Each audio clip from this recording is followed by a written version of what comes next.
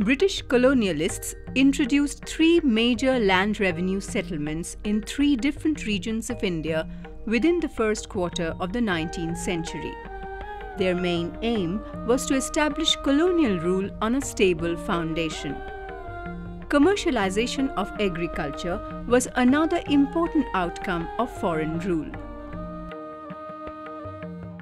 Commercialization of agriculture normally means agricultural production beyond subsistence requirement and selling the surplus for cash. It also means production of cash crops for sale in the market. This feature was indeed present during the pre-British days, but commercialization of agriculture assumed a different meaning altogether after the establishment of the colonial rule. It came to mean, besides participation of the peasants in the market process, the development of a land market, an output market, and the consequent differentiation of the peasantry. All these developments were integral part of a capitalist process overtaking the Indian economy. And these converted Indian agriculture into a raw material supplying appendage to metropolitan Britain. In the earlier episode, Professor Amit Bhattacharya had discussed the process of commercialization of agriculture in the north, central, western and eastern India. In this episode, he will discuss the spread of commercialization in the southern India, as also its impact on the Indian economy.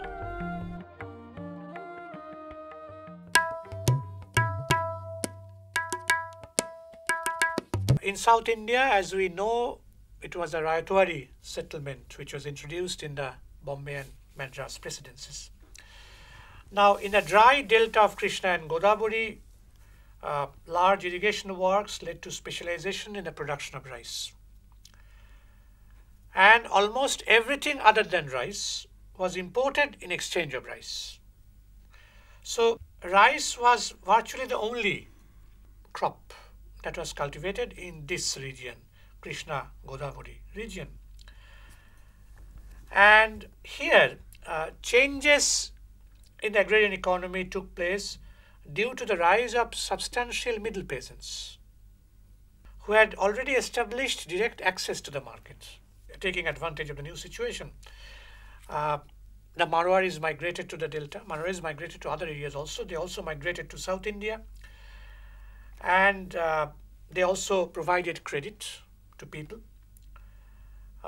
Washbrook, another scholar, however, says that dependence on the creditors was not the main feature here. In his opinion, he draws our attention to other factors, and he is saying that by the second decade of the 20th century, there was the emergence of such institutions as cooperative credit societies, joint stock banks, etc., along with the traditional merchants, and they made greater impact on credit facilities in the deltas than anywhere else in the presidency. That is Washbrook's view. And the region along the Kaveri Delta was so well irrigated and produced surplus rice. And here farming was dominated by large holders, large landholders. In the Madras presidency, cotton was grown in Guntur, Kudappa, Bellary, Kurnool, Madurai, Tirunelveli and Coimbatore. Sugarcane was grown in North and South Arcot, Ganjam, Rajamundry districts. Other commercial crops like tobacco, betel nut, pepper and other spices were concentrated in Mysore and the west coast. Coffee plantation was introduced in 1830 in Mysore, and then it spread to Coorg, Wayanad, Salem, the Nilgiris and Travancore Cochin areas.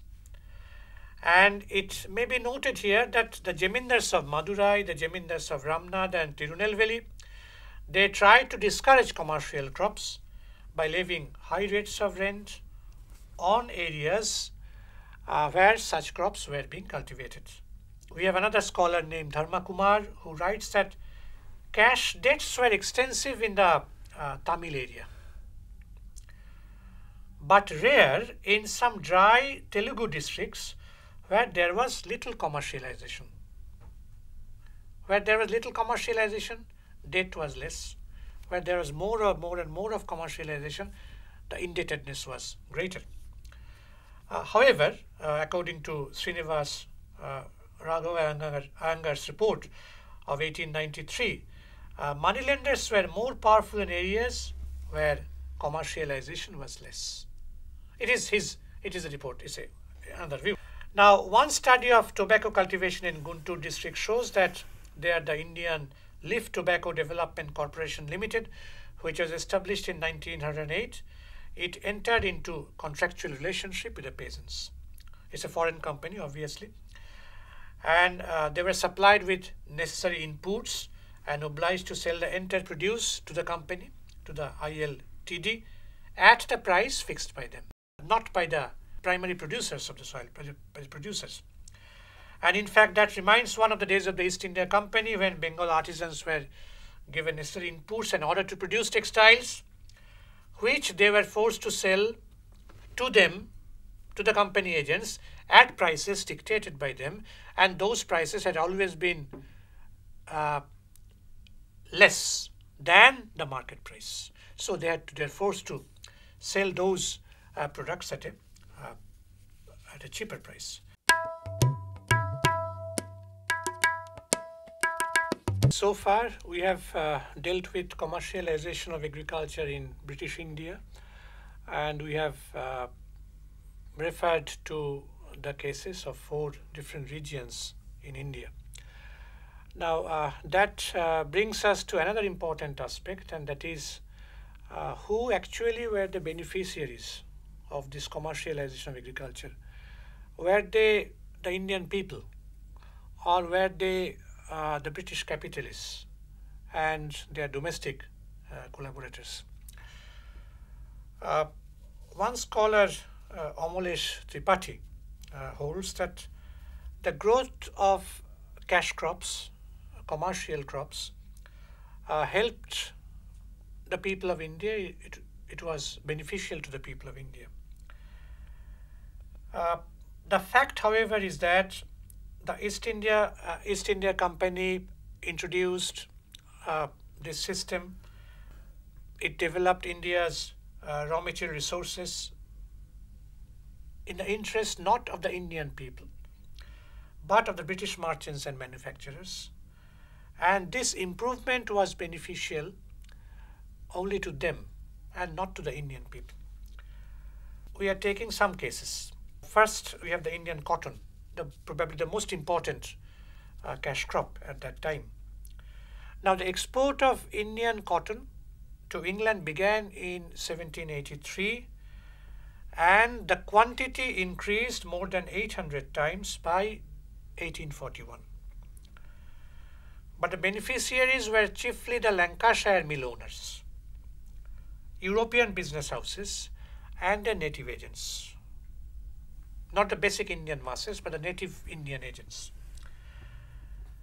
The cotton trade of Western India was dominated by Gadam and Company and Raleigh Brothers, the largest of the European firms based in Bombay at that time. It has been pointed out by a scholar named Marika Viziani that the involvement of indigenous business interests in ginning and pressing companies did not go beyond the motivation of a good investment. However, by contrast, the European managing firms viewed these companies only as tools for their advancement in export trade of Western India. The country's export crops, especially raw cotton, it became the property of the foreign firms. This has been pointed out by Manika Vixiani. As a matter of fact, it was the Indian middlemen, the Indian moneylenders, who kept the primary producers in a state of perpetual financial bondage, which passed on from one generation to another. They made advances to the cultivators and purchased their cotton even before that was produced. So that was cotton. Indigo was another important commercial crop. For export, it was grown in Bengal and Bihar through a system of coercion. People were forced to cultivate indigo.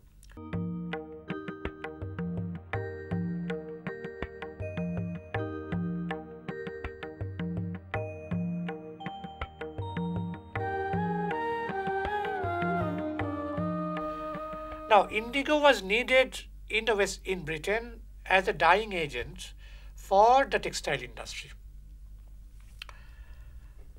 And cultivation of indigo started in Bengal in the last quarter of the 18th century on the initiative of European adventurers and some agents of the East India Company.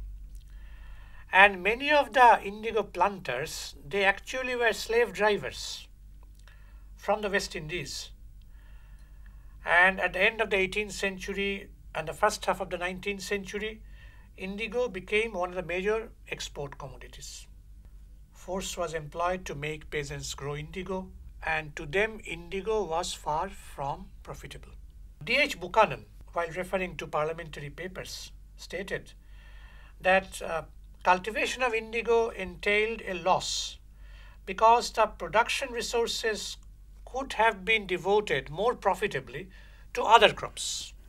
And that is the reason why advances were thrust upon the peasants, who actually were not at all willing to cultivate indigo. And for them it meant forced labor, growing indebtedness, insecurity of life and property. And the debts, as we can see, were often fictitious, and these passed from father to son and so on and so forth. And once a peasant was forced to accept advance of money, he and his descendants had no way of escape from debt bondage. They were tied up. From one generation to another, they were tied up. They became bond slaves from one generation to another. And there were also many other ways through which they were harassed, they were humiliated, oppressed. And in fact, the district magistrate of Faridpur in Bengal stated at one time, "Not a chest of indigo reaches England without being stained in human blood." And ultimately it was a revolt of the peasants in 1860, which is also called a Blue Mutiny, which swept the districts of Bengal, which put an end to indigo cultivation. There was another factor also apart from this Blue Mutiny. Blue Mutiny is a term used by Blair B. Kling. Another factor was that synthetic dye was invented in England. And so the demand for indigo became less and less because of the coming of the synthetic dye.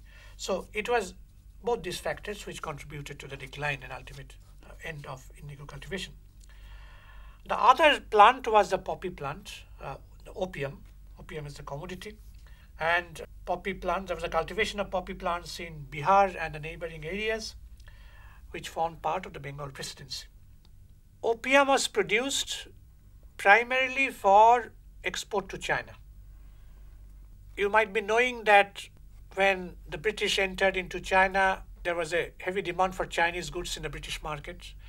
Tea was there, silk was there, porcelain was there, brocade was there, but there was hardly any demand for European goods in the Chinese market. So they had to pay silver in order to purchase those Chinese commodities. So balance of trade was very much unfavorable for the British and favorable for the Chinese, because there was, as a result, there was an inflow of silver, Spanish silver dollars known as carolas, inflow of silver into China, which made the balance of trade favorable for them. Now, at one point of time, the British introduced opium into China, and ultimately the Chinese people developed an addiction to opium. The Western writers say that the Chinese people were opium smokers, they were addicts, but this addiction was developed by the Europeans themselves, this opium, addiction to opium. Anyway, so opium at one point of time became a very important export item, and around opium a triangular trade developed, embracing India, Britain and China, or Britain, China and India. It became very important also for the empire building of Britain. The other major export crop was, of course, tea. The cultivation of tea was started in India by the British in the 1830s. And one of the main reasons for the introduction of tea into India was to break the near monopoly of China over tea. It was a near monopoly over the world tea market. China exercised a monopoly over it. And in order to break that Chinese monopoly, tea was introduced by the British in our country. And under government encouragement and with government help, tea plantations owned exclusively by the Europeans increased rapidly. Like indigo and opium, tea was also intended for export. It was an export crop, export item. And the trade too was controlled by the Europeans. And the profits and larger part of the salaries were remitted abroad or appropriated by the planters living in this country. And oppression on the workers was so cruel as to beg a description, any description at all. Usually innocent tribal men and women living in far away places were recruited for the tea gardens. In inhospitable places such as Assam, they were duped by the planters' recruiting agents with false hopes about their future prospects. In fact, the mortality among the recruits during the long journey to the garden was fearful, and once they reached the gardens, they virtually became serfs. The European planters were described by many as a lot of inhuman monsters, even by highest government officials, British officials. Flogging was a common affair. Workers were surrounded by guards and savage trackers so that they might not escape from their habitats, from the coolie lines. And there was an act of 1865 which armed the planters actually with powers to arrest them if they attempted to escape. And they could also be imprisoned for refusing to do work. Buchanan has pointed out that among a group of about 50,000 coolies in the tea districts, about 14,000 died, and about 4,500 deserted and disappeared in the forest within a year and a half. Even Viceroy Curzon had to admit that on many plantations, harsh and cruel and abominable things go on, quote unquote, go on. Then that the coolies get nothing like the wage which is stipulated for by the law. That is a statement by Viceroy Curzon himself. And the tea plantations, they employed wage labor, but this labor was not free. It was unfree. It was forced labor. Now we will make a brief summing up of what we have discussed so far. Now, the commercialization of agriculture was intended to serve British interests, British colonial interests, and its main object was to produce those crops which had a demand in the European market. As for example, cotton and indigo, both were required in the textile market. Opium was exported to China to make the balance of trade favorable for Britain, and it was a very important export item. Tea was introduced also for the European market, and of course also to break the monopoly that China enjoyed over the global tea market.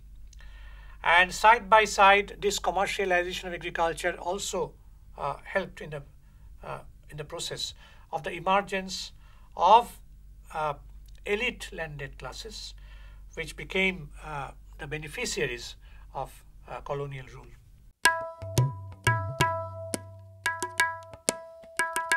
Sir, what was the triangular trade? Triangular trade developed around opium. Indian opium was sent to China. There are many Indian intermediaries also, the Marwadis, Parsis, Jamsetji Nusirwanji Tata, Ghanshyam Das Birla, Hardut Rai Chamaria, and many other people, they are commercial people. They acted as collaborators. Now, Indian opium was exported to China, and it was sold in the Chinese market. And a huge amount of money, silver, was procured out of the sale of Indian opium. And then a part of that money was spent on the purchase of those Chinese goods which had a demand in the European market. Silk, tea, porcelain, brocade, etc.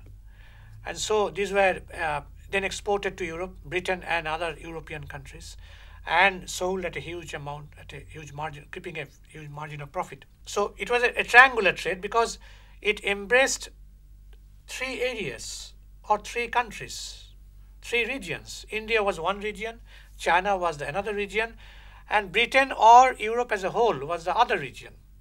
So it was around this that we have the emergence of a triangular trade. In fact, the word triangular trade has been used by a Chinese scholar, Tan Chung. Tan Chung is a Chinese scholar who wrote books on Chinese history. And so this is how triangular trade developed around a particular commodity, that is opium. Sir, in this system of drainage of wealth, was there any beneficiary in our country? In our country, yes. The first beneficiary, of course, was the British capitalists themselves, British merchants themselves. And the other beneficiaries were their domestic collaborators. We have referred to the Indian merchants, indigenous merchants, the moneylenders and others. People who became great industrialists in a later period, like people belonging to the Parsi community, the Marwadi community, to the Gujarati community or other communities. It was these people who were the true beneficiaries and not the Indian people. Their prosperity was achieved at the cost of the underdevelopment of the Indian basic masses. So it was advancement or development at one pole and underdevelopment at another.